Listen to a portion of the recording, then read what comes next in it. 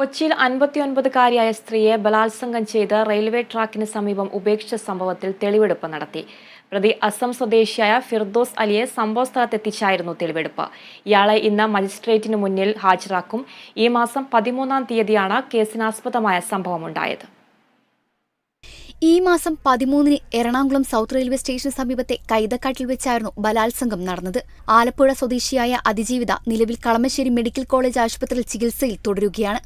ഇവരുടെ സ്വകാര്യ ഭാഗത്തും ശരീരത്തിലും പ്രതി മുറിവേൽപ്പിച്ചിട്ടുണ്ട്. 3 മണിക്കൂറോളം ക്രൂരമായി ബലാത്സംഗം ചെയ്തു എന്നാണ് കണ്ടെത്തൽ. റെയിൽവേ ട്രാക്കിന് സമീപം ഉപേക്ഷിച്ച അതിജീവിതയെ ചില യുവാക്കളാണ് ആദ്യം കണ്ടത്. തുടർന്ന് ഇവർ പോലീസിൽ വിവരം അറിയിക്കുകയായിരുന്നു.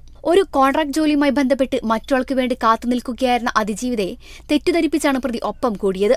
ഞങ്ങളുടെ അടുത്ത് ഒരു 8:30 ആയപ്പോഴത്തേക്കും ഒരു ആൺകൊച്ചു വന്നിട്ട് പറഞ്ഞു, ഒരു ചേച്ചി റെയിലിൽ കിടന്ന് കരയുണ്ട്, എന്താ സംഭവം എന്നറിയില്ല, ഒന്ന് വന്ന് നോക്കാൻ പറഞ്ഞു. അപ്പം ഞാൻ ഡാൻസ് പ്രാക്ടീസ് ചെയ്യണേ, ഞാനും 2 പിള്ളേരും ഞാൻ അപ്പുറത്തെ വീട്ടിലൊരു ചേട്ടനും കൂടി ഓടി വന്നപ്പോൾ ഞാൻ നോക്കിയപ്പോൾ ചിത്രം മുഖമൊന്നും മനസ്സിലാവണില്ല, ബ്ലഡ് വന്നായിരുന്നു.